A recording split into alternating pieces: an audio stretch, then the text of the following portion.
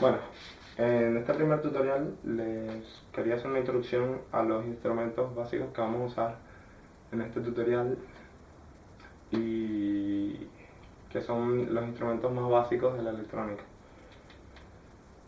Primero que nada tenemos el multímetro, tenemos varios tipos. Estos ambos son de los chinos, son de los bastante poco fiables, sí, muy poco fiables, pero son bastante baratos. Este está alrededor de 14 euros, lo puedes conseguir en 10, 12 euros, pero básicamente de 14 euros, 15. Y luego tenemos de este estilo, que es un poco más pequeño, que son bastante más baratos. Suele costar 6 euros así, pero es bastante cómodo en muchas ocasiones, aunque ya les digo poco fiables. Luego existen también los de laboratorio, que son de banco, y que estos, bueno, ahora mismo no tengo ninguno, pero son bastante más fiables que estos y lo que pasa es que son bastante más incómodos también. Bueno, también depende del uso que se les dé. Luego tenemos la fuente, que tenemos por aquí la fuente de laboratorio y fuente, vamos, esta es una fuente común que aquí no sé si podéis ver el circuito, es básicamente este pedacito solo, ya que el resto es simplemente que lo pego encima y lo he apañado para que cupieran un modem de estos antiguos que regalaban Telefónica y tal, porque antes era la fuente que usaba. Pero bueno, eh, ya les pondré un link en el que pueden hacerse con el circuito para usarlo para su propia fuente. Esta fuente suele estar en torno a 150 euros en eBay. Yo la conseguí por 150 euros. Comprada en Inglaterra. Luego podéis conseguir aquí en España casi por 250 euros. Es también una fuente muy parecida. Y esta es, por ejemplo, de dos fuentes regulables de 0 a 30 voltios y 3 amperios y una fuente fija de 5 voltios que también tiene 3 amperios de salida máxima. Esto se puede configurar como modo paralelo, en el cual ambas fuentes funcionan con una misma tensión y dando el doble de corriente, ya que son iguales la misma cantidad de corriente para cada una, es decir, máximo 6 amperios, y el modo serie, en la cual trabajan como una pila que está en serie con otra. Básicamente puedes conseguir el doble de voltaje, siempre con la corriente de la fuente que tenga menor corriente, y en este caso 3 amperios, y con una configuración de voltajes que puede ir desde menos 30 a 30 o cualquier combinación de 60 voltios que vaya desde menos 30 hasta 30 o menos 60 a 0, o como ya ustedes quisieran configurarlo. Cada uno de estos huecos, este es el de masa, el rojo es el positivo para cada fuente y el verde sería tierra, pero tierra con respecto a la línea.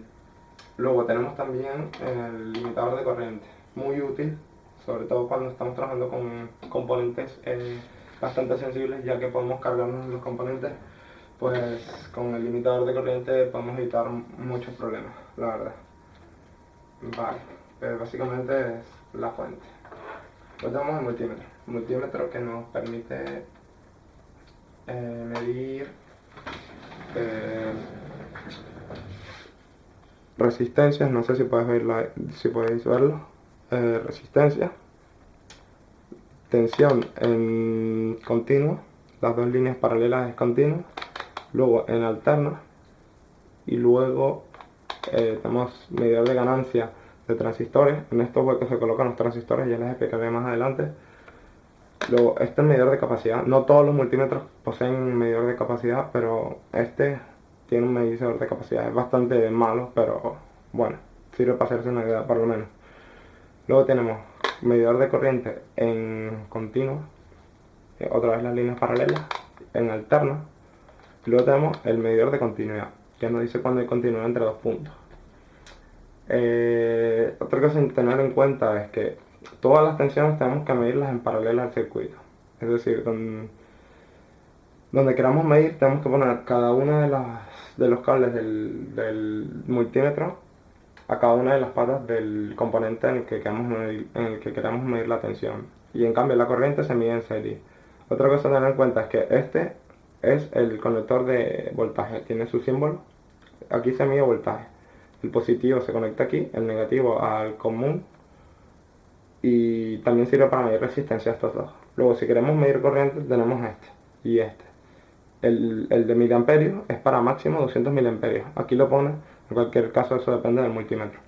Y que está protegido con un fusible de 200 miliamperios, con lo cual si vamos a medir más de 200 miliamperios, debemos usar el siguiente orificio, en el cual no hay un fusible y como máximo podemos medir 20 amperios, aunque máximo 10 segundos, según las especificaciones del multímetro, ya que no tiene fusible. Bueno, otra cosa importante es que tenemos que saber es que cuando tenemos un 1 en la pantalla, como este, es porque estamos en un rango muy pequeño para la medida que estamos haciendo. Es decir, si tenemos en el rango de 2 voltios y estamos midiendo 18 voltios, nos aparecerá un 1 en la pantalla, ya que el rango que necesitamos es un rango superior a lo que estamos midiendo. En ese caso deberíamos utilizar el de 20 voltios. Y siempre hay que usar el rango más justo para la medida que estamos haciendo. Es decir, no es bueno medir voltaje de 1, 2, 3, 4, 5 voltios con el rango